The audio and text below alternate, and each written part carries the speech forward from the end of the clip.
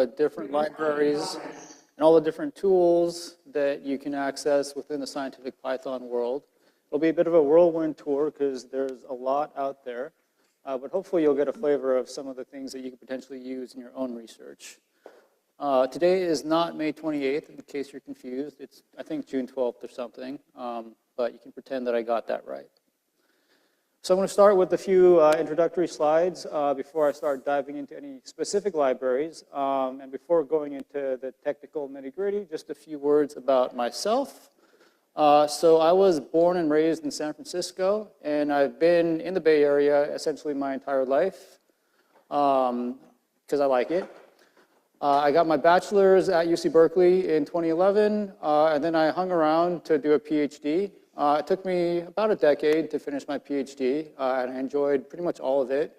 And even though where I live has been relatively constant in the Bay Area, working in this field has given me the opportunity to travel around the world, and I've been really grateful for that. So as Aaron mentioned, I've spent quite a bit of time in China working on the Diabae experiment. So I've got a photo here of just me standing in front of the detectors. This was actually just a couple years ago after we drained the pools. So each of these two giant soda can looking things behind me is a neutrino detector.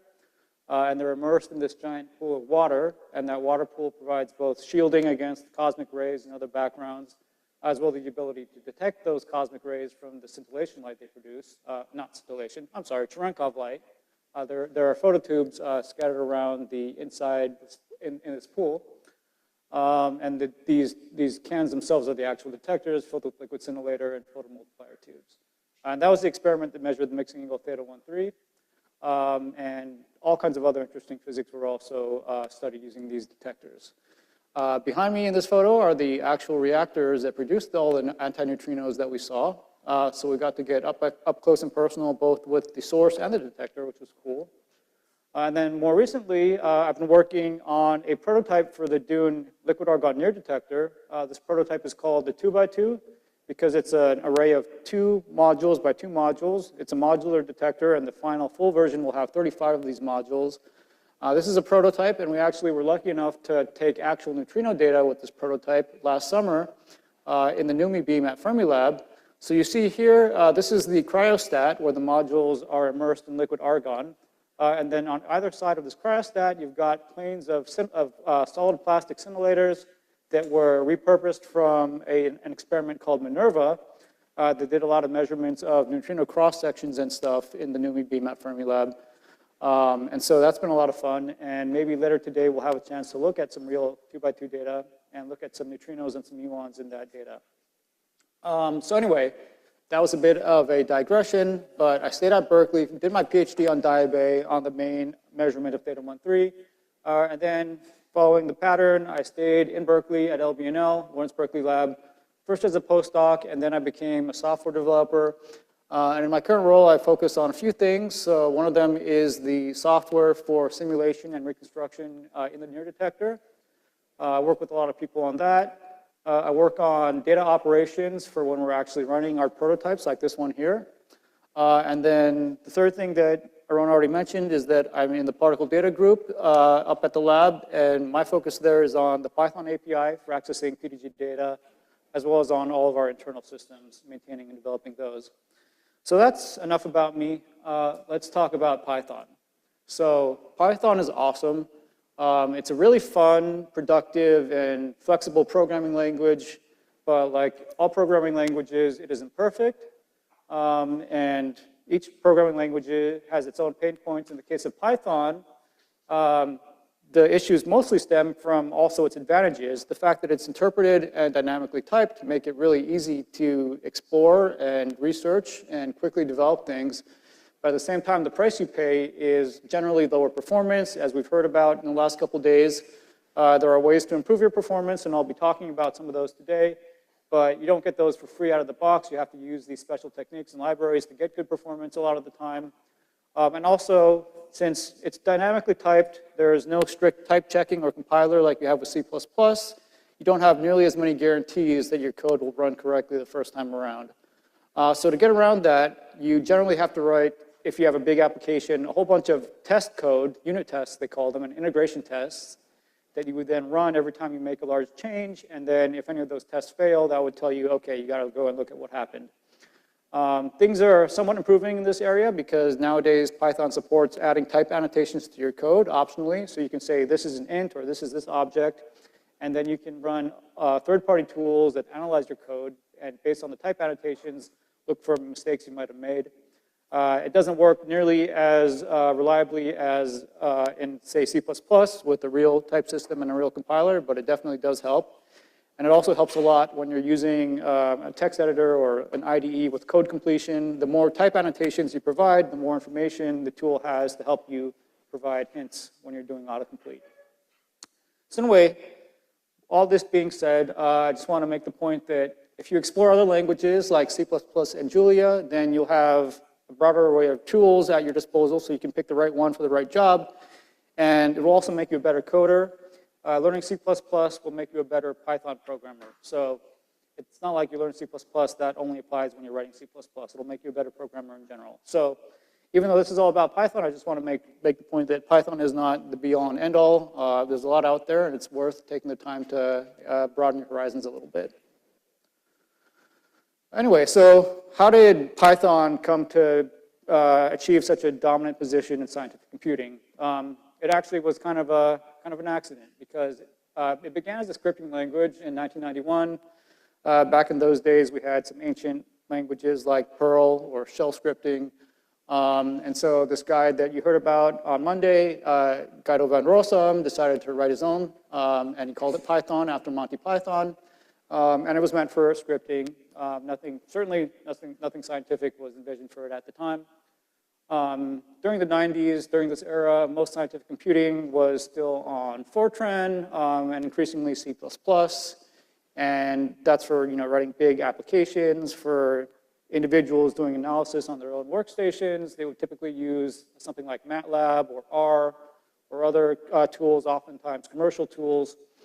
And so Python didn't play a role in either of these areas, but sometime in the mid-90s, a group of crazy people decided that, hey, you know what, let's add some advanced array features to Python so that you can do array and numerical stuff without having to pay boatloads of money for something like MATLAB. And so this resulted in a library called Numeric, and it worked. But some people decided to make another library that would be faster for larger arrays, and they called this library NumArray, and that was in the early 2000s. And finally, in 2006, someone came along and unified the two of them, and that was NumPy 1.0. And at that point, the rest was history, and eventually, scientific Python took over the world, and that's where we are today. So Python itself, not just the libraries, but the language itself has been evolving as well. And so there are some changes that came around in the last few years that improved some of the deficiencies that originally made Python less than ideal for scientific programming. I mentioned type annotations and type checking, so these can help you find mistakes ahead of time, help with auto-completion. And if you're using tools that compile your code for performance, then the more type information they have, the potentially better they could compile your code and give you better performance. Another thing that was mentioned the other day was that Python generally does not have great support for multi-threading, at least in the sense that you can't have two threads that are both accessing the Python interpreter at the same time. You can have two threads that are doing things outside of the Python interpreter. If they call a C function or a Fortran function, two threads can do that at the same time. But traditionally, two threads could not run Python code at the same time.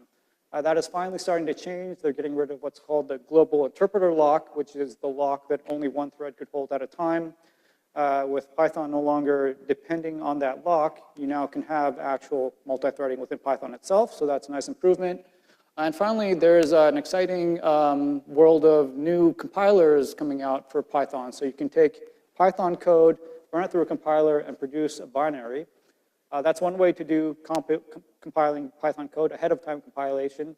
And I haven't really explored this area in much detail, so I can't say a whole lot, but if you want to Google a potential tool that belongs to this class, then Codon is one that has generated some buzz recently. And I'll just leave it at that. And so anyway, coming more down to earth in terms of what we're using today, Jupyter is something that we're all familiar with. We've been using it quite a bit the last few days. And it has a long history of its own. So it began actually more than a decade ago around 2011 as the so-called IPython notebook. It was just intended to provide a web-based interface for doing interactive Python coding. But as it became more sophisticated, people realized, you know what? We could take all the notebooky stuff and separate that from the back end that talks to a language like Python, and then have something that supports multiple programming languages with the same nice notebook interface and the same nice abilities to look at your plots as you make them and so on. And so at that point, they decided to rename it. In 2014, IPython Notebook became Jupyter. And the name is a contraction of Julia, Python, and R, which are three of the leading languages for doing statistical and scientific and numerical things. And so they picked those because you'd want to use those in a notebook, potentially. And so Jupyter is cool. You can have your code, your plots, and your notes all in one single notebook. It's great for experimenting, for teaching, for doing research and analyzing data.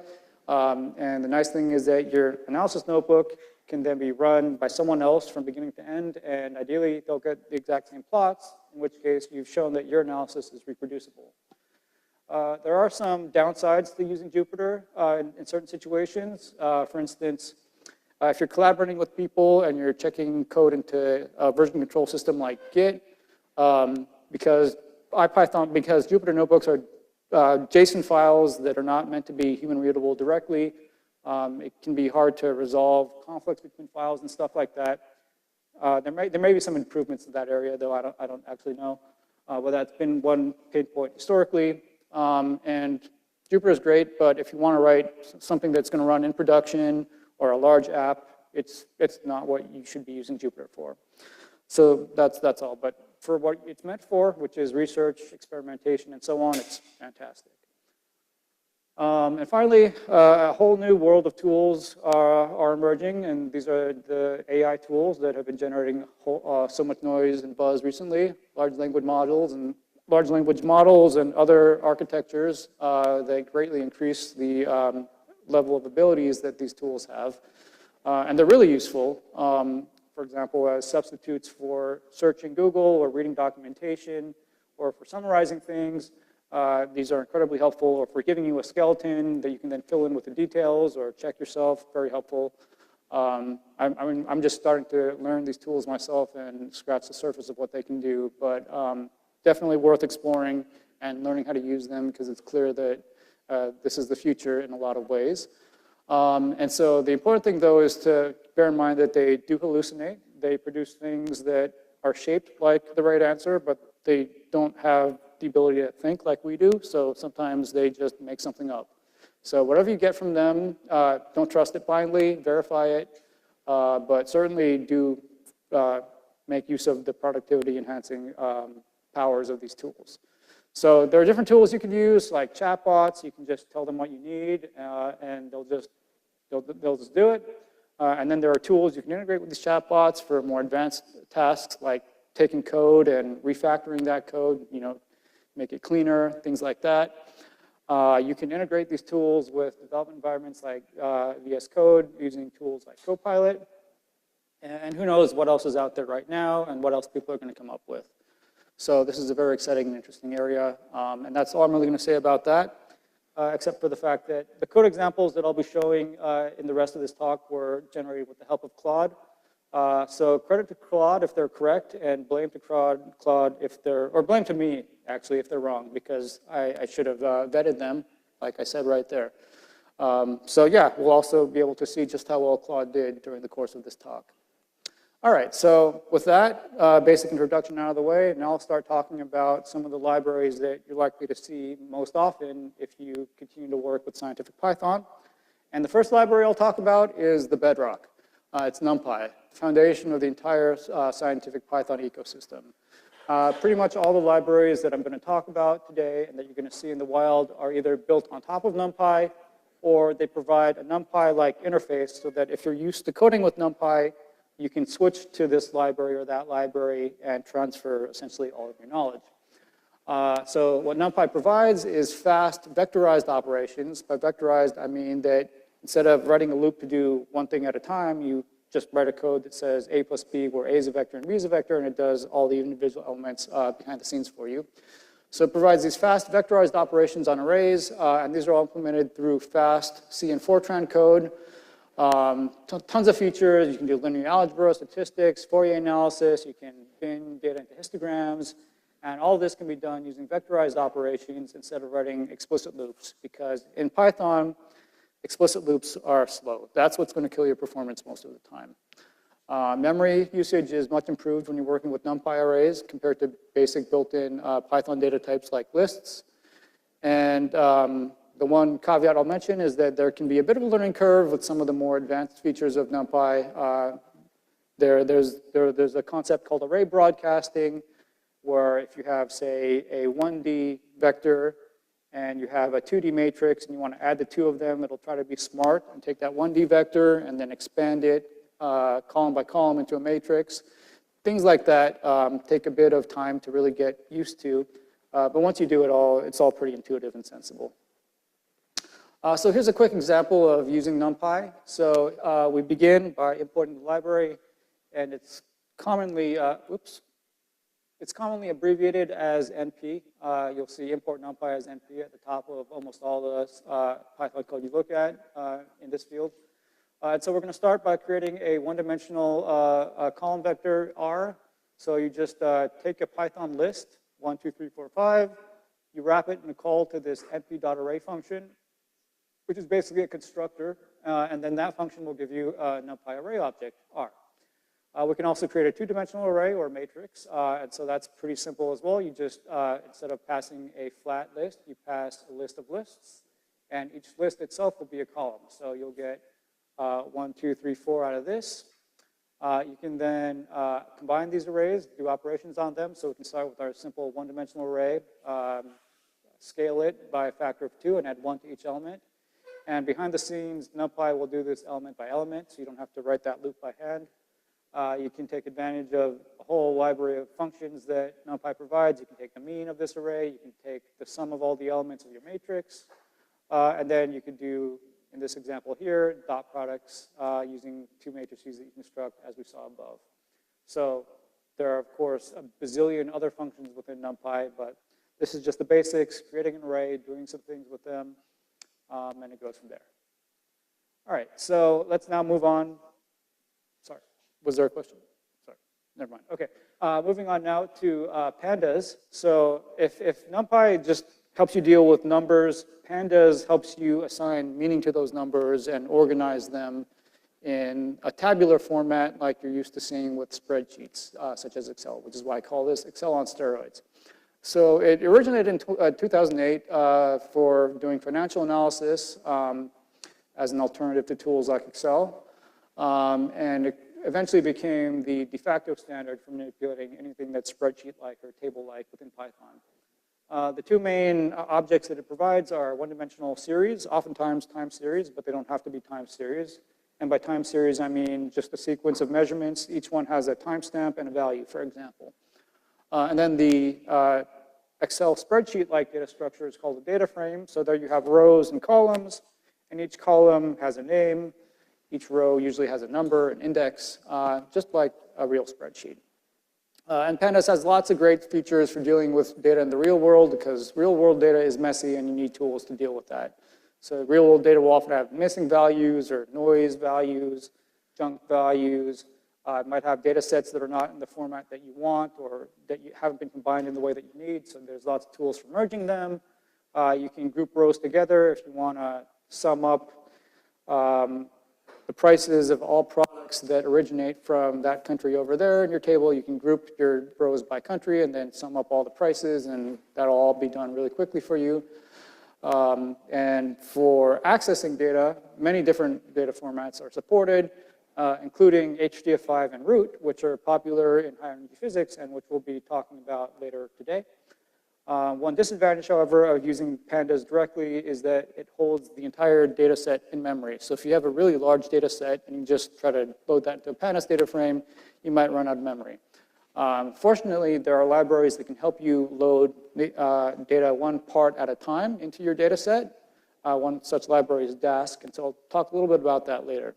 But that's just one thing to bear in mind. If you're using pandas, just make sure that your data set is small enough to fit in memory. If it's not, then you'll have to explore some other extensions to make it work.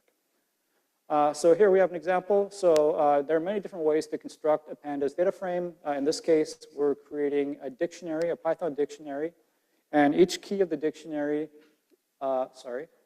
each key of the dictionary is one of the columns in our table, and then we're just providing all of the values for that column as a list. There are other ways to create data frames. You could do it row by row, for example. And the pandas documentation has plenty of examples of all these different methods. So in this case, we have one row that is Alice, who is 25 and lives in New York. One row that's Bob, he's 30 and lives in LA. And Charlie is 35 and lives in Chicago. We construct a data frame from that. If you were to run this in a notebook, you could then do df.head and see the first few rows of your data. You can select a subset of your data. And this also is valid NumPy code. So what we do oftentimes in NumPy and Pandas and other Python libraries, if you want to select parts of our data, we will first convert an array into an array of Booleans by doing some sort of comparison. So what df age greater than 28 does is it makes basically a 3-element array that will be false, true, true, because 25 is less than 28, but 30 and 35 are all above it. So false, true, true. We then pass back into data frame. So we're selecting not the first row, but row 2 and row 3, false, true, true. And we get a subset of our data frame that way. And then we can take the mean of our subset, actually the mean of the whole data set in this case. And that's that. There's also lots of I/O functions within Pandas. So here we're reading from a column separated value file. Here we're writing it back out. And then at the bottom, in this part that is obscured by Zoom, we are grouping all the people by the city that they're in, and then taking the mean of all the ages within that group. So you do this. In this case, you'll get New York City has a mean of 25, LA has a mean of 30, Chicago has a mean of 35, because this is a trivial data set. But if you had more than one people in each city, then this would give you the mean for each city. And you can see it's just one line. So Pandas is really great for allowing you to construct really powerful analyses with essentially one line of code. You can chain all these functions together. Yeah, it's really amazing what you can do with one line of Pandas. I'll put it that way. Okay, so now moving on to some data I/O libraries. So I mentioned the file format HDF5. So to be more specific, HDF5 stands for Hierarchical Data Format version 5. And it's an open standard for storing large data sets and efficiently accessing and manipulating them. It's used widely in high energy physics, but also agencies like NASA contributed to the development of it and use it heavily. Some of the features it provides for helping you deal with large data sets are it can give you one chunk at a time, so chunked access to data so that you don't have to read the entire thing as one giant chunk and then overflow your computer's memory.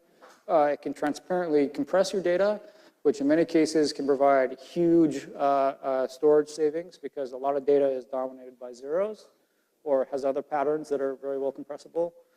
HDF5 is multi-platform, multi-programming language. It's honestly kind of painful to use from C++, but there are libraries that try to make it less painful, and hopefully those will continue to improve. And has lots of advanced features like accessing files in parallel, particularly when you're talking about high-performance computing, like Steve mentioned yesterday. You might have multiple computers trying to write to the same giant HDF5 file at the same time. And HDF5 has features that allow that to happen without corrupting the data file.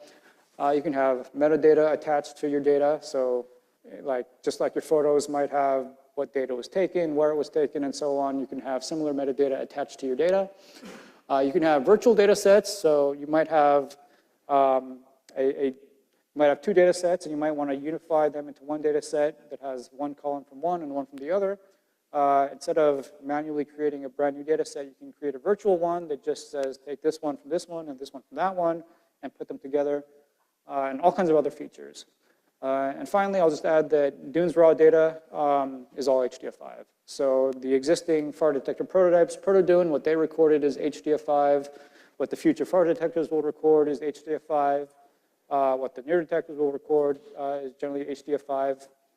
Root is still heavily used in Dune, especially once you've gone through reconstruction of data. But the raw data all the signals that the individual sensors record, that will be all HDF5. So that's why I've emphasized it.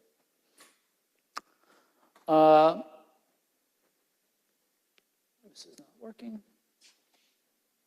Now it is. All right, so yeah, H5Py provides a pretty easy to use interface around the otherwise quite painful C library. So you import the library. You usually want to import NumPy because most of the time you'll be manipulating the data with the NumPy. And so here we're creating a NumPy array first. It's just 1,000 by 1,000 matrix of random values. And we're opening an H5 file. So we call the constructor here, h5py.file. We pass it the file name.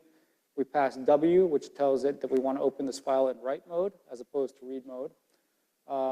And so this line here uses something in Python that you might come across where you can create a variable. Instead of saying f equals this, you can say with this as f. And then the magic thing about doing it this way is that when you come to the end of this block, the library will automatically close your file. If you don't do it, then it could be closed at some arbitrary point later in the code based on when Python's garbage collector decides to get rid of that variable for you. So in this case, we're just taking our file, we're creating a new data set called my data, and the actual contents of that data set will consist of this random matrix. And then we're setting some metadata as well. So metadata lives under this attributes or attributes property, and we're saying that the description of this data set is that it's random data. So very, very useful. Now we can go full circle, read this data set out of the file. So we're going to open the file, this time in read mode. We're going to get the data set we want, and that's really easy. You just use square brackets like you would with an array or a dictionary. You pass it the name of the data set, and then when you do it, if you did just that, you get an H5Py data set object. You can then convert that into a NumPy array by taking a slice. So you take brackets to say what elements you want, and then this colon here just means give me all the elements. So there we've read our data into a NumPy array, and now we want to take a subset of that array. So we want the first, in this case, we want the first 100 rows, and then we want all the columns. So that's what this does, and then we're just looking at the metadata here. We can also organize data sets into groups or folders, just like on a file system. So in this case, we're opening up another file. We're creating a group, and then we're going to just put our data set, the same data set, as a member of the group. So then you could look up this data set by doing /trial1/results, just like you were browsing around on your file system. So that helps you have a lot of data in your HDF5 file. It helps you keep it organized. Okay. So another library that you'll see a lot is SciPy, and we call this NumPy's Swiss Army knife. It began a couple decades ago just as a random collection of numerical functions that were meant to provide MATLAB users the ability to do their work in Python. So you may or may not have heard of MATLAB, since it has in many cases, been supplanted by Python, but even 10 years ago, MATLAB was still pretty popular in the engineering community, and it still has its users. And so, yeah, it provided sort of a standard set of functions that people got used to having available when they're doing scientific and numerical computing. And so the goal of SciPy was to provide that same standard set of functions for Python users. So these functions include optimization, numerical optimization, fitting data to functions, numerical calculus, differentiation and integration, more linear algebra on top of what NumPy itself provides, all kinds of statistical algorithms, signal and image processing algorithms, and so on. And these are generally implemented in fast C or Fortran code. In many cases, these use libraries like LAPACK and BLAS and FFTPACK that have been optimized and battle tested for many decades. And so you might as well not reinvent the wheel. You might as well take advantage of all that work, and that's what SciPy provides, as well as a whole bunch of its own custom functions as well. So it's a very general purpose toolkit full of useful stuff, kind of like root, but in Python instead of C++. So another example here, this time of SciPy. So first we want to find the minimum of a function. So we've got our function f here. It's just a simple quadratic. And then we're going to take this function from the scipy.optimize module. It's the minimize function. We pass it a function and a starting point. And it's going to look around and try to find where the minimum of that function is. And it's going to do that numerically, not analytically. So it's just going to scan around until it finds that minimum, and it correctly finds -1 here. We can now do some calculus. So we can integrate this function. So we call the integrate.quad, or quadrature function. We pass it a function. In this case, we're constructing the function on the fly using Python's lambda keyword. So lambda x colon x squared means create a function that takes an argument x and returns x squared. It's a shorthand for that. You could have said def f return x squared and passed f into this. But sometimes you just want to create a function on the fly, and lambda is useful for that. So we pass our function, we pass the boundaries, and we get our area and the error on that from the numerical approximation used. That's another example. And finally, we can do some statistical stuff. So we generate a set of 1,000 points from the normal distribution centered at 0 with a RMS or a standard deviation of 1. And then from that sample, we can run a normal test, a test for whether this set of data looks like it belongs to a normal distribution. And so then we can get a p-value from that. It tells us the probability that this would be generated by a normal distribution, or that it would randomly look like a normal distribution. And finally, we can fit data to a curve. So here we have a simple parameterized linear function. So the parameters here are a and b, our slope and our intercept. And so we're going to take some data, which we have not defined, but we'll call it x data and y data. We're going to fit our function to it. And out of that, we get the optimal parameters, a and b, that fit that function the best, as well as the covariance, which tells us what the uncertainty is on these two parameters and how those are correlated with each other. So this is just a very small sampling of all the features that SciPy provides. But hopefully that's a good initial introduction. So with that, I've gone over some of the core libraries. Now we'll talk about the fun stuff, making plots. And so I've lumped these all under visualization. And first and foremost is matplotlib. It's the core of the Python plotting ecosystem, one could say. It began in 2003, again, as an aim to provide a MATLAB substitute. And over time, it became sort of the foundation for a large number of other plotting libraries that were built on top of it. There are certainly Python plotting libraries that are not based on matplotlib, and I'll talk about a couple of them. But still, the foundation is matplotlib in general. And with matplotlib, you can produce all kinds of high-quality, publication-quality plots. If you go to the matplotlib website, you look at the gallery, you'll just see so many different types of plots, 2D, 3D, 1D. Yeah, it just goes on and on and on. If you're using it yourself, there are two interfaces that you could use. So one is the MATLAB-like PyPlot interface. This one is convenient, it's beginner-friendly, and everyone still uses it for doing hands-on interactive stuff.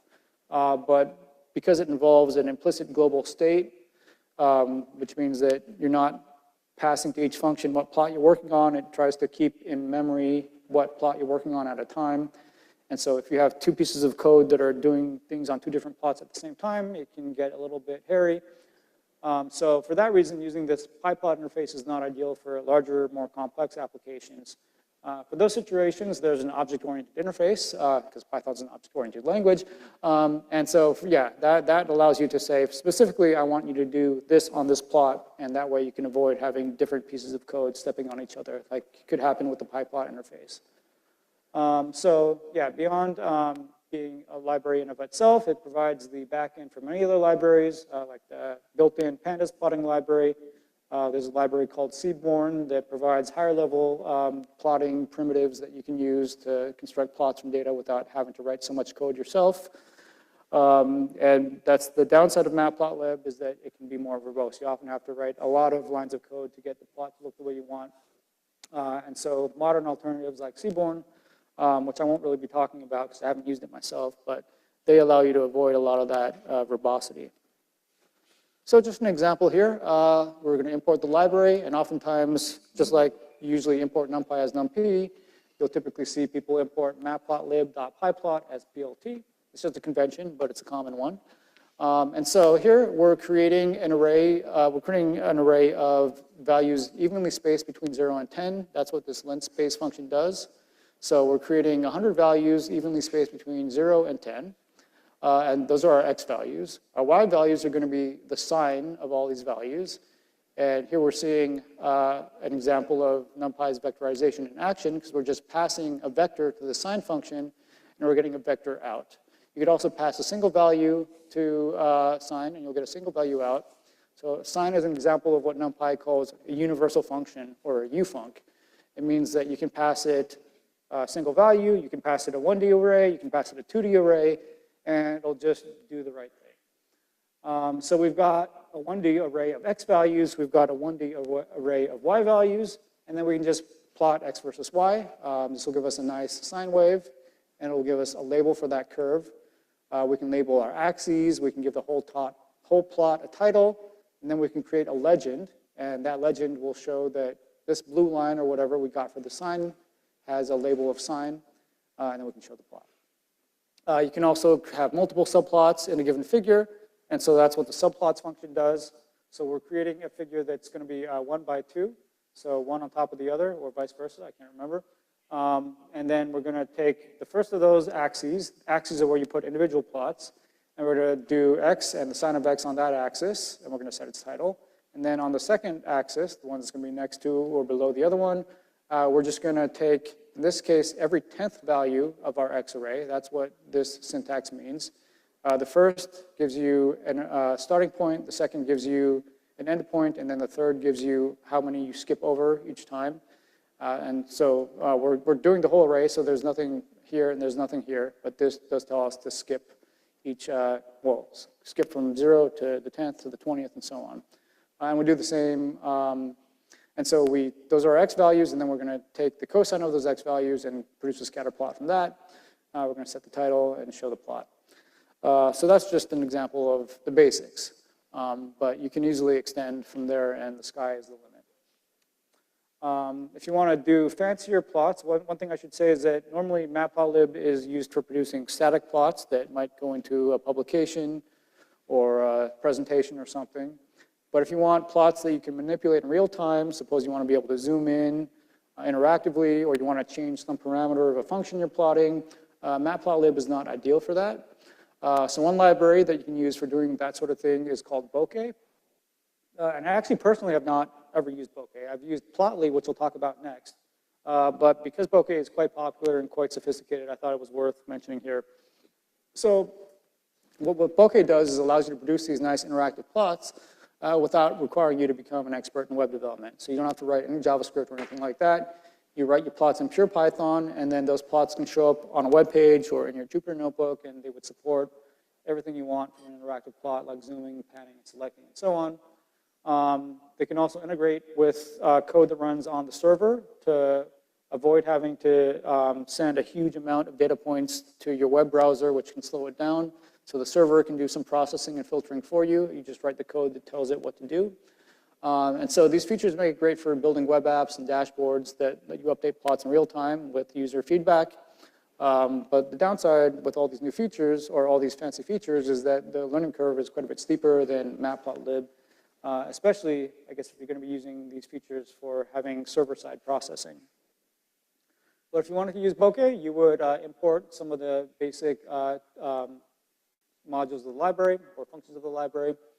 And in this case, we're again creating a linear grid of x values, in this case running from 0 to 4 pi, 100 of such values. And we're taking the sign of all these values. We're then creating a Bokeh figure where we're assigning its properties of the title and the dimensions. Then we're going to draw our x and y values as a line. And then we're also going to draw those same values, but instead of connecting them with a line, we're going to just draw a circle at each point. That's what this does. And then we're going to add a hover tool, which means that if you hover your mouse over any of these points here, you'll get a tooltip that shows up and tells you what values are there. And so that's just a very basic tool of interactive functionality that you can get from Bokeh. You can then write this entire plot to a standalone HTML file, open that in your browser and hover over these points and get that feedback. And you don't need any server infrastructure for this. You can do this all on your laptop and just open a static HTML file in your browser. You can even send that file to other people. They can load that in their browser, and they'll be able to get all the interactive features of your plot that way. So the library that I have used and have very much enjoyed using for interactive plots is called Plotly.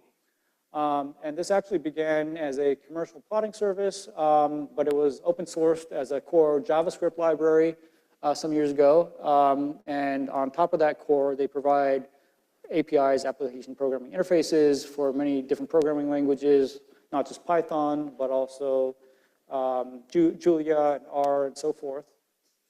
And like Bokeh, what Plotly provides is web-based plots with a whole bunch of interactive features. So you can get 3D plots, you can have geographic maps, so there's just so much that you can do with Plotly. It offers a couple different interfaces for programming. One is the high-level Express API, and the other is a more low-level, more direct API called Graph Objects. I personally have only ever used Graph Objects, so this Express API is new to me. And there's also features for easy integration with pandas, for example. And the same code that you write, it can produce plots in your Jupyter Notebook. It can produce standalone HTML files, just like Bokeh. It can produce static images. Those are all different options. And on top of Plotly, there's another library called Dash, produced by the same company. And what Dash lets you do is create entire web apps or dashboards that include Plotly plots and buttons and sliders and all kinds of other inputs and outputs. And you can wire them all together so that they react to changes and do all this without a single line of JavaScript. And I actually ended up using Plotly to make a web tool for the Diabe experiment that allowed people to look at data and identify issues and tag them in the database. And it made doing all this data quality work much less painful than it was before.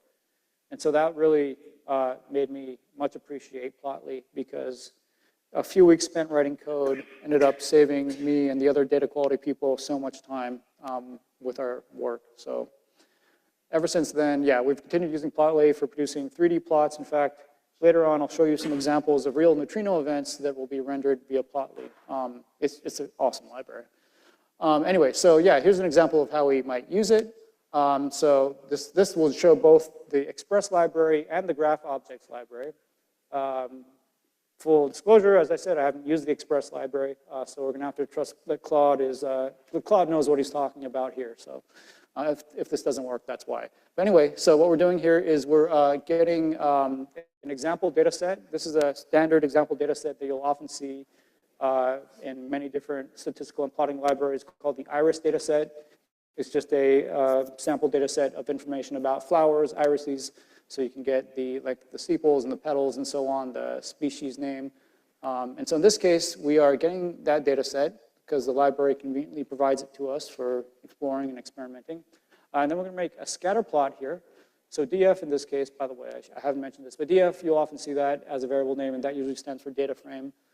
So in this case, pandas is giving us, we're getting a pandas data frame from the iris data set, yeah. So anyway, we're going to create a scatter plot from this data frame. So we're going to say that we want for the x value to be the width of each species sepals, the y value to be the length. We want to color the points based on the species, and we want to say that if you hover your mouse over a given data point, you'll get the length of the species flower petals. And so you can create all this with a single line. That's the beauty of this API. And then you can just render it. That's what the show does. So that's one example of using this high-level Express API. If you wanted to do it, if you want to do things more close to the metal, then you would use the Graph Objects API. So in this case, we're creating our usual friend, the lint space from 0 to 10. We're creating a figure object. We're adding now one trace. A trace is a set of points in this case. So we're going to create a trace that will be a scatter plot of our x values and their signs, and we're going to give it a label called sign x. We're going to do that again, but this time using cosine. And then we're just going to, update the layout with information. You could add title, you can add x-axis ranges, and so on in this, inside these parentheses here. And finally, we show it. And then last but not least, just like Bokeh, we save it as a static HTML file that you can send to your friend. So that's Plotly, and then here's Dash. So Dash is what we use for the 3D event display I'll be showing you later for real neutrino data. It's also what I initially used for this Diabase data quality tool that I was mentioning. Eventually, I decided to use JavaScript and TypeScript more directly for that tool just because it provided a little bit more control. But for more basic things, and even probably for more complex things nowadays, because this was half a decade ago, but for, yeah, at least for getting something running quickly, Dash is awesome and probably the best option. And so in this case, yeah, we import the library. So Dash the library, we import DCC, which is a library of components, basic HTML components, and even more basic components in the HTML module, and then input and output, which we use to define how things are connected to each other. And then again, we import the Plotly Express API. So to start, we create an app object, and this is just using the dash.dash constructor, and we supply a name for our app. In this case, if we use the Thunder variable name, we'll get the name of our Python file. And then we define the layout of our application, and so a lot of the elements that form this layout will belong to the HTML module. So we start by creating an HTML div, which is just a division of a web page. We'll create a header, my dashboard. This will show up at the top of our app. We'll create a drop-down menu using this dcc.dropdown component. We give it an ID so that we can refer to it label, and then we'll give it a couple of different options the user can select. So here the user can select either plotting sine or cosine, and we'll say that the default value here is going to be sine. So the label is what the user sees, and the value is what the code sees. And then finally, we add to this layout our graph, which we're going to define below. And so we put the ID here so that we can find it later. The next thing we do is we define a callback. And a callback, in this case, is a function that gets called when some input changes, and then that change will be propagated to some output via this callback. So in this case, we're defining a decorator, or we're applying a decorator. And I should say, if you haven't seen decorators in Python before, anytime you see above a function definition, an at, and then something, that something is called a decorator. And what that decorator does, it's actually just another function. That function is given this function as a Python object, and then it can manipulate, transform that function as it sees fit, and will produce another function. And then the thing that Python actually assigns to the name, update graph, will be whatever this decorator produced. So we're creating a Python function, update graph. We're passing it to this app.callback decorator, and that decorator will do some magic behind the scenes and register that callback with the Dash library and do whatever JavaScript magic needs to happen. But we don't have to worry about those details. The library takes care of it. So anyway, our callback, what it does is it will be passed the value from the dropdown, and that will be assigned to the variable selected function. We're going to take which can create another list of 100 values ranging from 0 to 99 in this case. And then we're going to pass the function we want, either sine or cosine, the values. In this case, we're doing something that you probably shouldn't do, but here we're actually constructing Python code as a string and then passing that to the eval function, which takes Python code as a string and gives us the result. So we're saying, give me the NumPy function that selected function refers to, so this will be np.sine or np.cos, and pass it I divided by 10. And here we've got a list comprehension. So inside these square brackets, we're going to iterate over all the values in x. So for every I in x, we do this, and then that goes into our list. So this list will have, in this case, 10 values, and it'll be the sine or the cosine of 0, and then all the other values that we iterate over, 0, 0.1, 0.2, and so on. And then finally, we produce a line, a graph object using the Plotly library containing our x and y values, and that gets then passed on to this graph object, and then the page gets re-rendered with the graph. And so if you wanted to try this out as your first app, you could do that, and it should actually work and be interactive. Behind the scenes, the Python code on the server will get told what to do via the callbacks. That's all handled for you. Yeah, it's pretty cool what you can do with Dash. All right, so I've talked about some of the libraries you can use, but I haven't talked much about performance and scaling up to big data. So there's a whole bunch of other tools that can help you with that. So first and foremost, I'll talk about Numba. Numba is nice because it essentially gives you performance for free. What Numba does is it provides a just-in-time compiler or a JIT compiler that will allow you to take Python code written in the normal Python fashion and convert that to high-performance machine code without requiring you to do any manual rewriting of your code. You just add a decorator, just like we saw here, a decorator, but in this case, the decorator will just be at JIT. You put that above your function, and magically your function becomes fast. It can even compile your function to run on a GPU. And in fact, the simulation that we use for the liquid argon near detector runs on GPUs, and it's all written in Python, and all the custom GPU code is compiled to GPUs using Numba. It's pretty impressive what it can do. And the kinds of functions that you want to compile are usually functions that involve looping over the elements of NumPy arrays. Because as I mentioned, doing loops in Python is generally very slow. But it's also something that Numba is very good at analyzing, optimizing, and compiling. So those are the sorts of functions that really can see a lot of benefit from applying this Numba decorator. In some cases, you can get 100 times faster performance just from adding one line of code. And the other nice thing is that you don't have to do an entire code base at once. You can just look at your app and see, okay, this function is slow, so we'll take Numba and apply Numba to it and leave the rest alone because that's good enough. So it's something that you can just sort of gradually adopt as needed. It doesn't require you to start from the ground up with Numba in mind. There are some restrictions, of course. You're not going to be able to do high-level Pythonic object-y stuff in your Numba functions necessarily. It's really meant for the core number crunching code in your analysis or your app or whatever. So you might have to separate out that parts of the code into their own functions, which is what you should be doing anyway to have clean code. So it's not a big deal. And yeah, that's just one thing to keep in mind, though. You can't Numba everything. It's really for these numerical functions where you'd want to use it. Okay, so here's an example. We're importing Numba. We're importing the time module so we can time how fast or how slow our code is. And then we just write 2 copies of the same function. So the slow function will take an array, and it'll just loop over all the elements of the array, and it'll add the square of that value to a sum, a running sum, and we'll just return that sum. So we have the same function, exact same code. The only difference is this one is as is, and this one has the JIT decorator applied to it.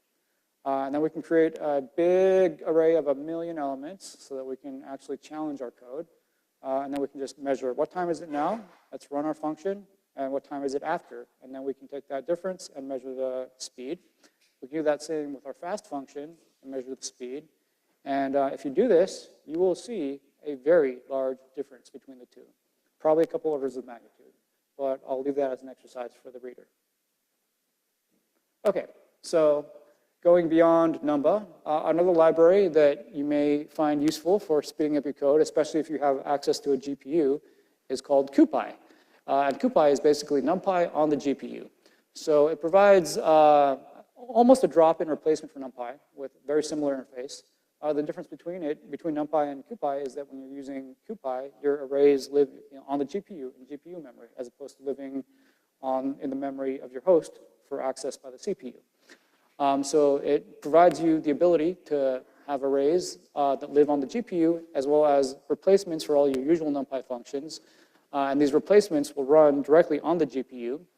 If you were to call a NumPy function with a GPU array, you would have to transfer that entire array to the CPU, run your slow CPU code, and then transfer it all back to the GPU. So you don't want to do that. So CuPy provides a whole bunch of functions that just run directly on the GPU. They're fast because they're on the GPU, and you don't have any time delay from transferring memory back and forth between CPU and GPU.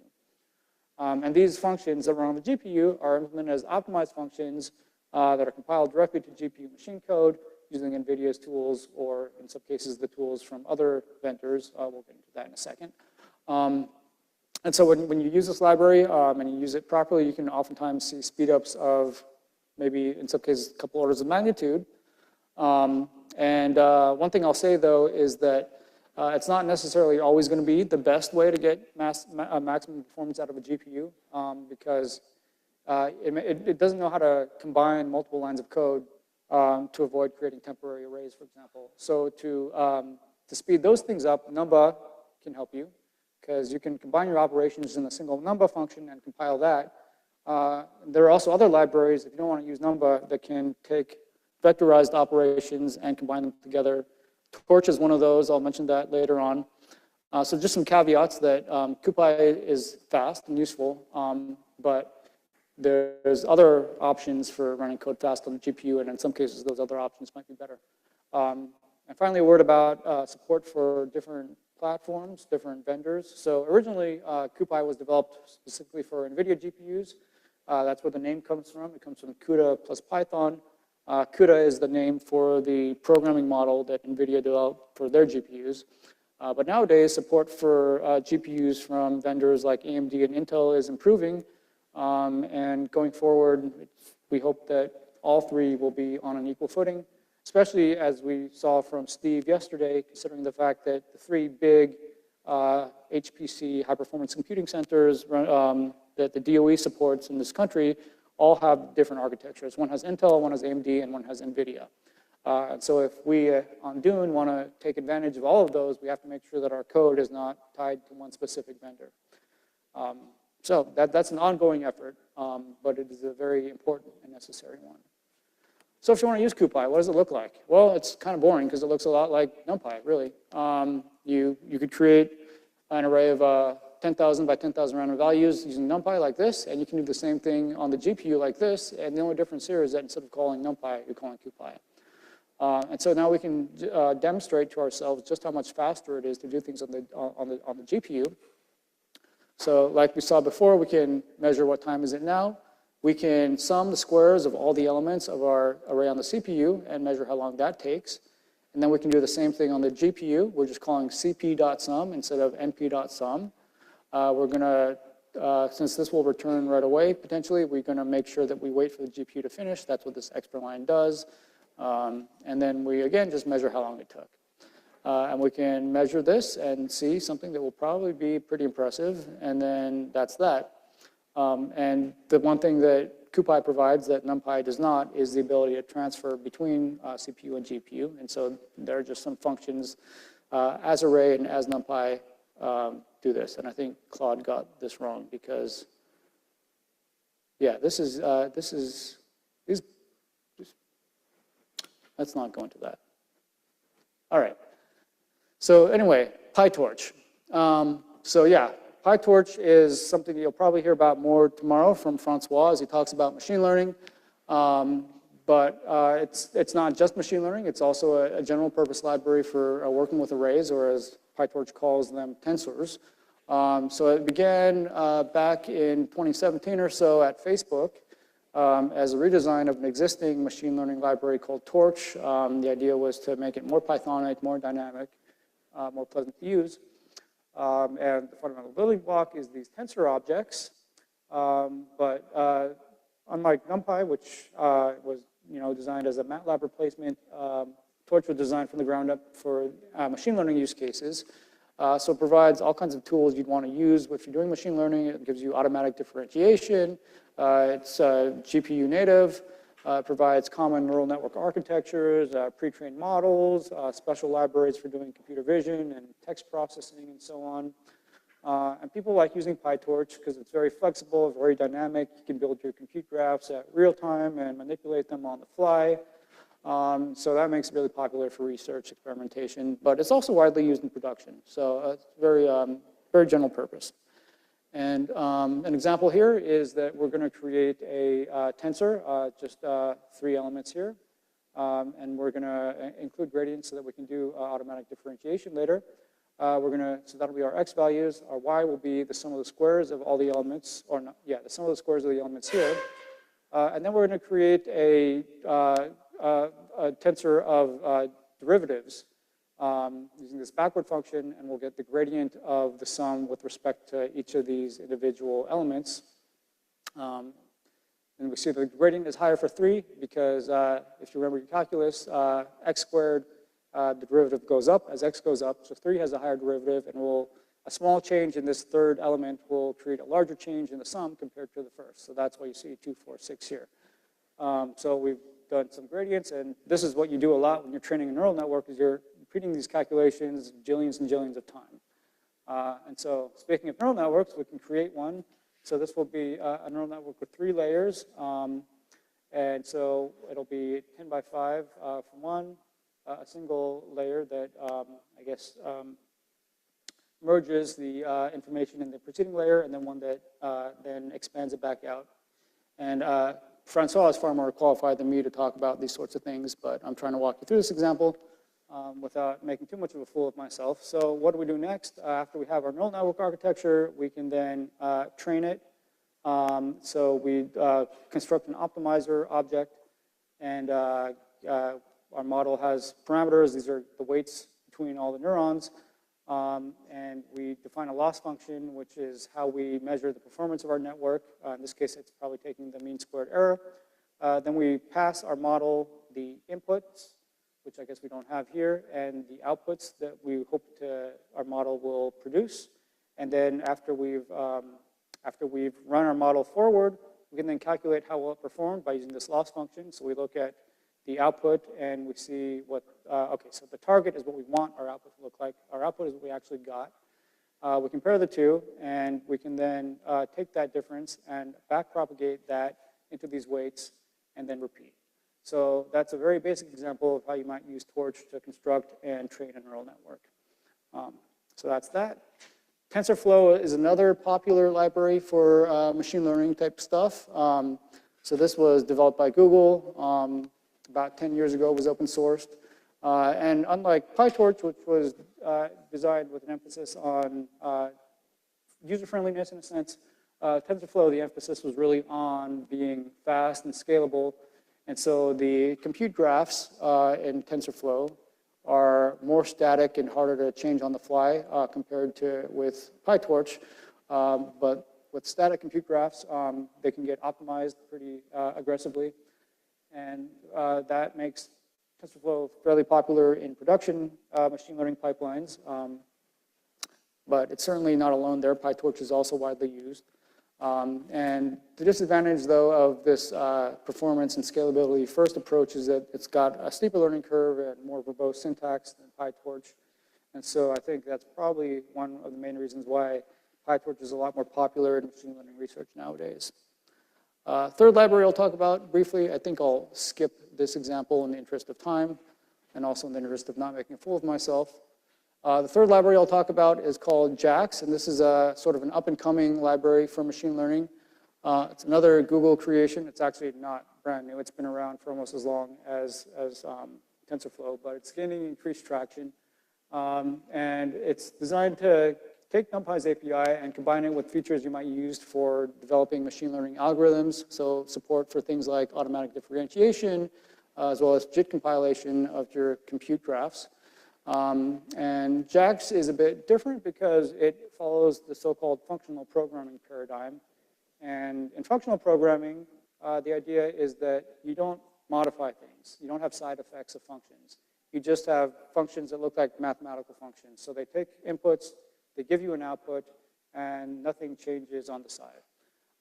So your variables are going to be immutable in that case. If something changes, you create a new variable and assign that. That's what immutable means in this case.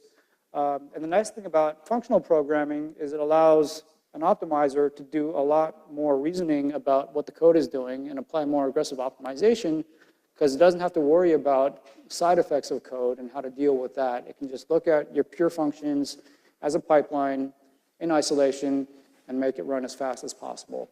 So that's one example of using functional programming. It also reduces the potential for making mistakes if you don't have side effects to worry about. The disadvantage is that it requires a different mindset, and so there's a bit of a culture shock when you first get into functional programming with a library like JAX, but the benefits can be worth it. And so, yeah, especially in areas where they're really not just changing like, tweaking existing neural network architectures, but really designing new ways of building neural networks. JAX is popular for that. There's an example here, which I will also skip, but if you want, you're welcome to try it. And finally, the last performance-oriented library that I'll talk about is called Dask. I call it Parallel Computing Made Easy because that's what it tries to do. So its goal is to take familiar libraries like NumPy and Pandas and get rid of their default behavior of loading entire data sets in memory. And this allows you to process larger data sets without giving up on all the user-friendly interfaces that these libraries provide. So it gives you not just the ability to chunk things into memory one piece at a time, but also to spread your analysis out across multiple cores or multiple machines. So you've got these drop-in replacements for NumPy arrays and Pandas data frames and so on. And these will use so-called lazy evaluation to only compute things when you actually need them instead of computing them ahead of time. And it'll chunk the data that it reads into memory to keep the memory use from becoming out of control. And it will do that behind the scenes transparently so that you don't have to manually add code to do all that. You just write it like you would a normal piece of NumPy or Pandas code, and Dask will take care of that detail for you. And like I said, you can take your analysis that you're running on your laptop with a handful of cores, and you can have that analysis run on all the cores of your laptop. If you're using Jupyter on, say, a university or an HPC machine, you can have that same analysis run on all 100 or 200 cores of that machine. And you can even have that same code be spread across multiple machines in the cluster, and Dask will take care of farming out the data, scheduling the individual steps of your processing chain, making sure that all the machines are approximately used by the same amount. That's all done for you by Dask. So an example here is that we're going to read some data from a CSV file into a Dask data frame, which looks just like a Python Pandas data frame. We're going to take all of our categories. We're going to group all the data by category. We're going to then take the mean of the value. This is not specified what column we're taking the mean of, so that might be a mistake that Claude made. And then we're finally going to, after building this computation graph, which is not actually going to compute anything, we're just saying what we want to compute, we're going to tell Dask to compute it. And so then behind the scenes, depending on how you configure Dask, it will potentially pass that data out to multiple machines, collect the result from all of them, and then aggregate it back into the final result that you receive here. So that's one example of just doing a computation and defining it, running it, and letting Dask give you the result. Another example here, we just create a large array, and then we say that we want to divide it up into chunks. So it's a 100,000 by 100,000 array, but we want each of our chunks to be 1,000 by 1,000. And then we define our compute graph as largearray.mean. And we finally call compute on it. And so what this will do is load one chunk at a time, compute the mean, load another chunk, compute the mean, and then take the means of all those means and give you the final result.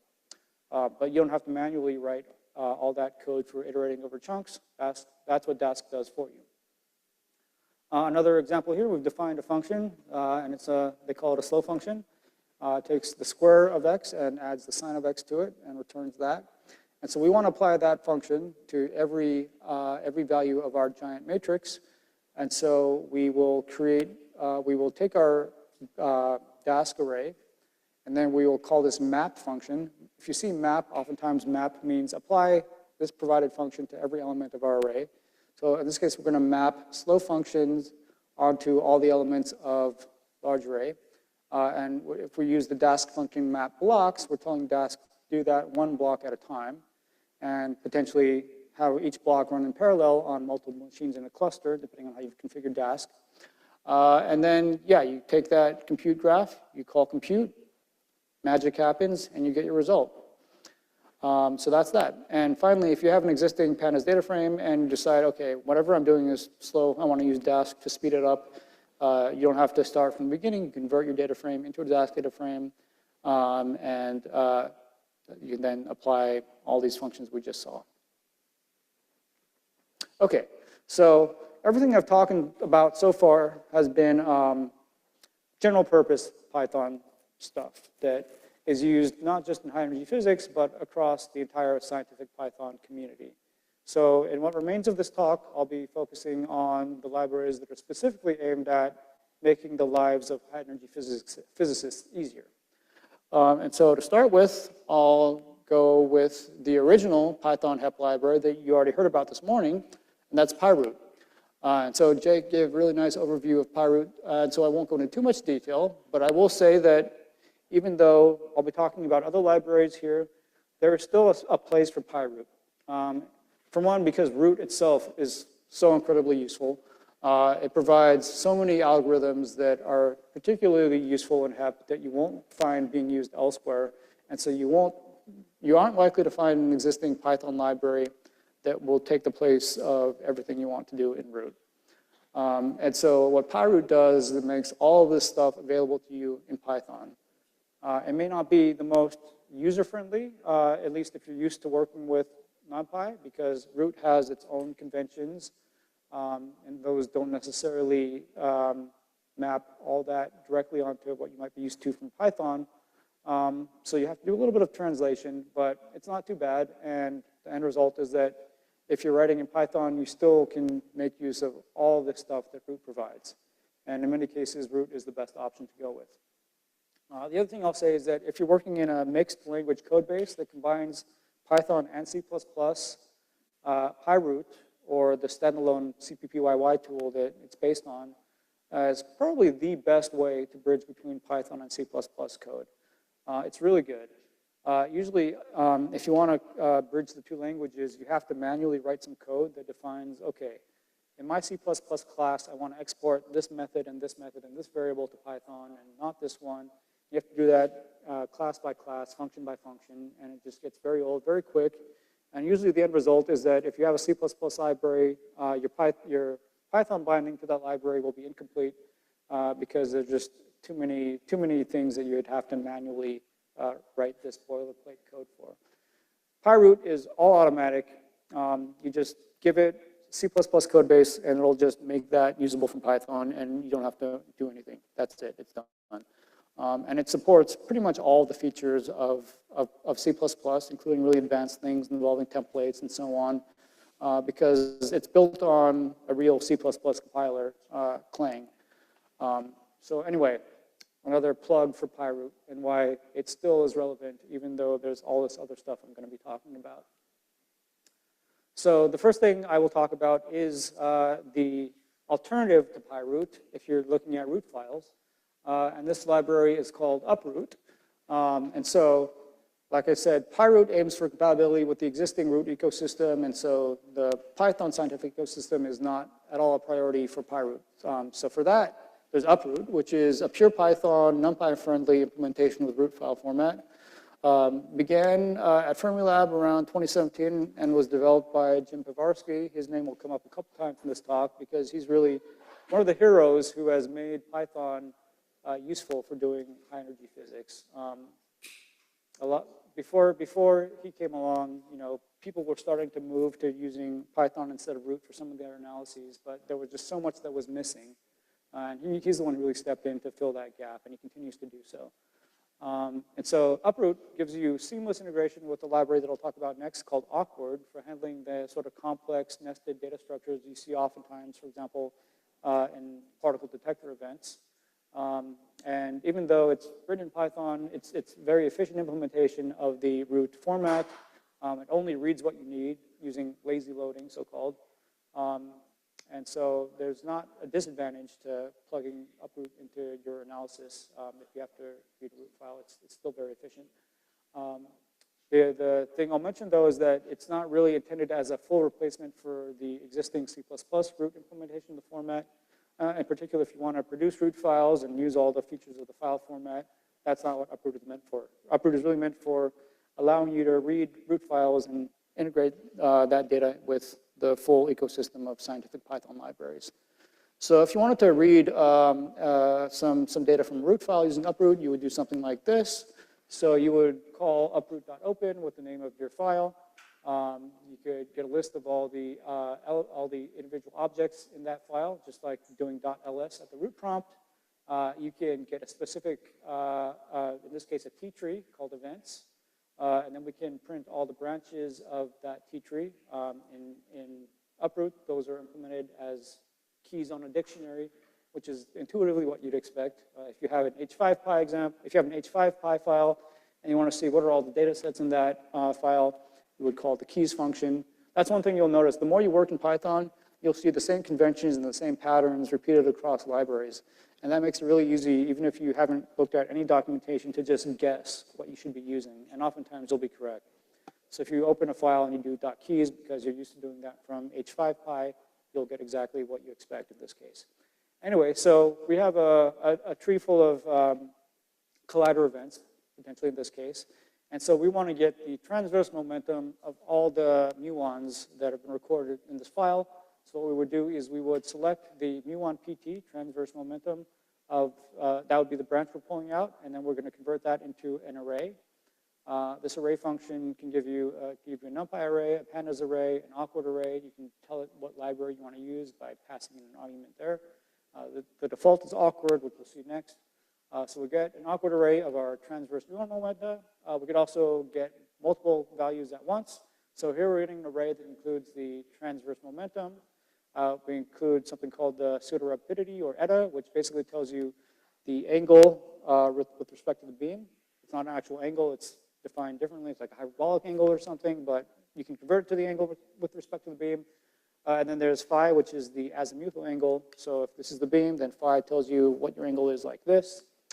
So we get all that information about our muons. And then we can do that. We could also only read the muons that we're interested in. So in this case, if we want all the muons with a transverse momentum of greater than 20, for example, GeV, whatever unit system is used here, we could apply that cut here. And in this case, we would only read into memory the muons that we're interested in. So if this is a large data set, then this would allow us to reduce how much we actually need to read off disk.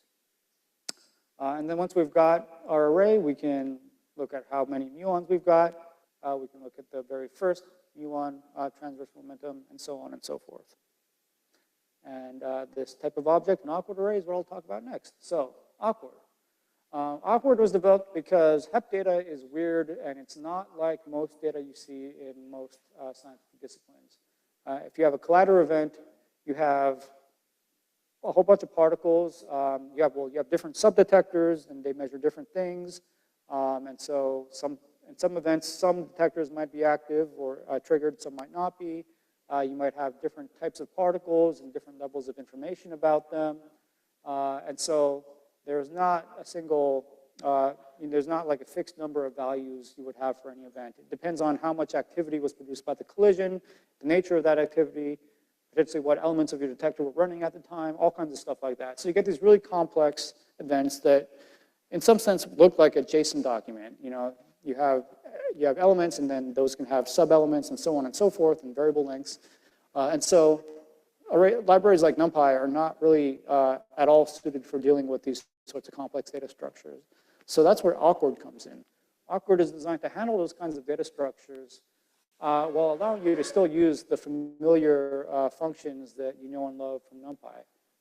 And it's meant to be able to do that in an efficient way. So you can have your events that have lengths that vary. They have nested data structures.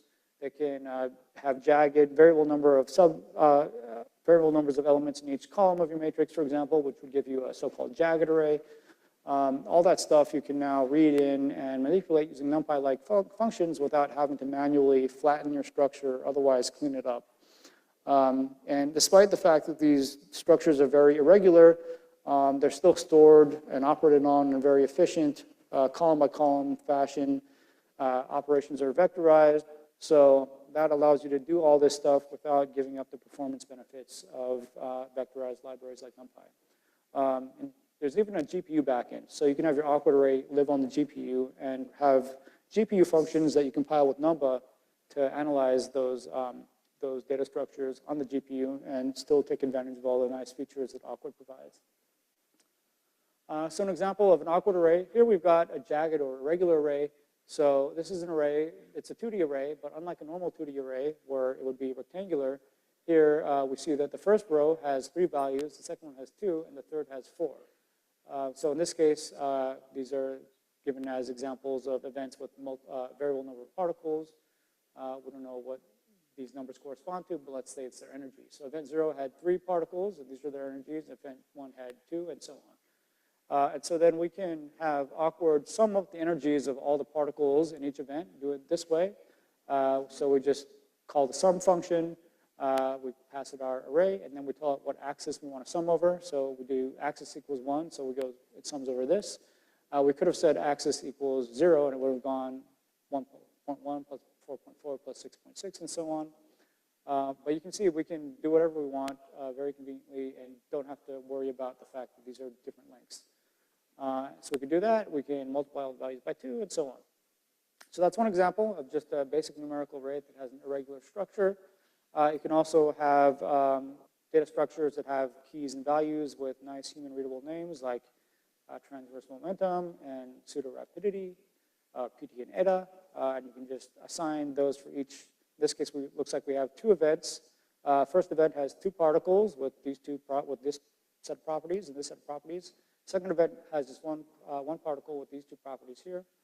And then we can take our records of events, and let's only get the ones that have particles with transverse momentum above 2 GeV, so we can do this filtering right here. And then for each of those events, well, for each of all the events, actually, we can take the mean of the particle transverse momentum within each event, and that's all done for you. And so we're applying the same sorts of conventions that we would be expecting to be available to us from NumPy, and they just magically work with these highly irregular data structures. And if we want to go back to actual NumPy itself, we can do some flattening and convert. And in this case, we'll get a 1D array of all the values. If we're willing to lose all the structural information, we can do that, and then we're free to use all NumPy functions directly. Last library I'll talk about is vector, or actually second to last or third to last I'll talk about is vector. This is probably not as widely used as some of the other things I mentioned, but it's part of this scikit-hep organization that also is the steward of awkward and uproot and other libraries. So I just thought I'd mention it here. If you're working with 2 vectors, 3 vectors, 4 vectors, this library provides a unified interface for all the operations you might want to do, which is not something that Python provided before for high-energy physicists. You could use Pyroot, because Pyroot has all this stuff, but if you want something with a more Pythonic interface, then that's what vector provides. So you can do coordinate transformations, dot products, cross products, rotations, boosts. You can have your vectors live on the GPU using CuPy if you want, or directly on the GPU via awkward. You can convert things that are specific to particle physics. You can get the invariant mass of a 4-vector, for example, calculate its pseudo-rapidity, which is this angle that I mentioned with respect to some beam axis. Relativistic transformations like boosts and so on. So if you wanted to create a vector, you can create, in this case, we'll create one with 2 momentum components, an x momentum of 3 and a y momentum of 4. And then we can calculate its total transverse momentum. We can calculate its azimuthal angle. And this is all done in a nice and user-friendly way. Let's now make a 4-vector. So this will be an energy momentum 4-vector. So your 3 components of momentum here, your energy component here. And then you can calculate the invariant mass from this 4-vector. You can calculate its pseudo-rapidity with respect to some axis, I'm assuming, with respect to z, and so on. You can then put your particles into arrays like this. So here we have, it looks like 3 particles, and each one has a corresponding 4-vector. We can get the total momentum of this collection of particles, and then we can calculate the invariant mass. So if all these particles came from the decay of one particle, this invariant mass here would give us the mass of that particle, maybe a new particle we just discovered, if that mass is a bump somewhere, that there's nothing else that would go there. And you can see we did all that in just a few nice lines of code. So that's what vector can provide for you. All right, last but not least, I'll talk about accessing particle properties. So there are 2 libraries I'm going to cover here. So one on GitHub is particle data group /PDG. And this is the library that I work on in the particle data group. And so as Aaron mentioned, in the PDG, we compile everything that humanity knows about all known particles. So anytime a new paper comes out, that measurement is recorded in a giant database, and then we go to all the particles that measurement is relevant for, and we add that information to all the other information that's out there for those particles, and we might update, say, what is the global best fit for the mass of this particle? What is the fraction of the time that this particle decays into that particle? All information gets updated every time a new paper comes out, and once a year, we update all these properties, make a new release of this data set. And there's that book that Aaron mentioned. We also have booklets, but most people just access this information online. So if you just Google PDG, you'll find it. There's a tool called PDG Live that lets you browse all these particle properties interactively. You can also download PDFs of the books and the listings and the booklets and so on. Anyway, so we have this giant internal database that keeps track of all this stuff. And what we've started doing in the last couple of years is producing an SQLite file that distills the most useful information from this database. And then on top of that SQLite file, that's just like the sorts of files that Anna showed you yesterday, we provide a Python API that provides convenient access to the information in this database. You could also directly access that database if you want to use a language other than Python, or if you just want to do things differently. And there's also an HTTP or REST API that you can use to just send a bit of JSON to the PDG server, and then the PDG server will send you a response containing the information that you asked for. The REST API is not really meant for heavy usage because it puts some load on our servers, but for quick incidental access to information, it's available. If you're doing anything more complex, you'll want to use either the Python API or direct use of the SQLite database. So that's one API. There's also another library for accessing particle information, and this library is called Particle, and it belongs to the same scikit-hep organization that produces Awkward and Uproot and Vector and so on. And so this is community developed, and because it's part of scikit-hep, it features excellent integration with the rest of the ecosystem. On the other hand, since PDG doesn't control it, doesn't vet it, it may not always have the latest data, or might not have all the details provided by the PDG library. So yeah, this has all the information in the latest and greatest form. This might be more easier to use. And in the long run, it would be nice if we could have something that combines the best of both worlds. Right now, though, we're in the situation where we have two different libraries. And depending on your use case, you'd want to pick one or the other. But anyway, so I'll give an example of each library. So in this case, we're going to use the PDG library, and we're going to find all decays of the D meson, the D plus, that decay into a kaon. And we want to find all those decays that have a branching fraction above 0.1%. By branching fraction, I mean the fraction of decays that look like this, whatever this is. So in this case, we want all D plus decays that happen more than 0.1% of the time for a given D plus decay, and that produce a kaon, a positive kaon. So we're going to ask the API for the particle, the parent particle, the D plus. And don't worry if you don't know what a D plus is. There are a whole bunch of mesons, and I'm still trying to get them all into my head. So it's just, in this case, it's a charmed meson, so it has a charmed quark and an anti-quark that would be, I guess in this case, an up quark that gives you a net positive charge. And so then you're looking for decays of that charm quark or charm anti-quark charm quark down anti-quark. That's what a D plus is. You're looking for all the decays that produce a K plus, which in this case would be a strange anti-quark and an up quark. That's what this is. And so we're getting the particles, and we're asking for the canonical name. That's just a detail, but we want to compare the names and the decays to. And then we're going to loop over all the decays, so we get all the branching fractions of the D plus. And we're asking for exclusive branching fraction. In this case, exclusive means it's a decay where we've measured all the particles. The opposite of exclusive decay is an inclusive decay, which is the decay where you might measure one or two of the particles, and the rest is a bunch of stuff that you don't care about. It could be anything. So it basically lumps a whole bunch of specific decays into a group of decays. That's what an inclusive decay is. So we're looking for exclusive decays where we've covered all the products. And then for each of those decays, we're going to loop over all the daughter particles. And we're going to get their names. And that's what we do here. And then we're going to see, is what we want here in this list of names. If it is, we'll add that decay to our list of decays that we're building up. And if that decay value is, if that branch fraction is greater than 0.1%, we'll also we'll increase the number of that we've counted so far. At the end of the day, we've collected all of our decays, and we know how many of them have a more than 0.1% branching fraction. So that's what that does.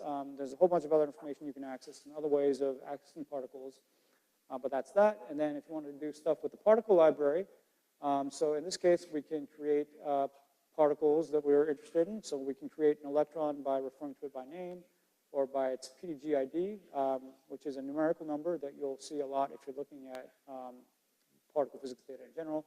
And we can also get another particle, in this case the pion. We can access the properties like mass, lifetime, and charge. I'll mention that the PDG API also provides similar properties and similar functions for getting particles. We can find all the different variants of the kaon and print their names. We can look at the PDG ID, which is this, just like this number here, and try to decode it. Ask whether, because these numbers are not just arbitrary numbers, they encode things if you know how to decode them. So we can ask if this is the meson, which is yes, and what is it charged? 1, and like what, and so on and so forth. So here we take our muon, we get its antiparticle, and print its PDG ID, and that's going to be the opposite of the muons, which is 13. So this gives us negative 13. Okay, so that's it. I'm only slightly over time. I hope you've enjoyed this whirlwind tour of the ecosystem and maybe come away with some ideas of libraries you might want to use in your own work going forward. And yeah, after our break, we'll come back and we'll play around with some real neutrino data and use some of what we just saw. So yeah, that's it.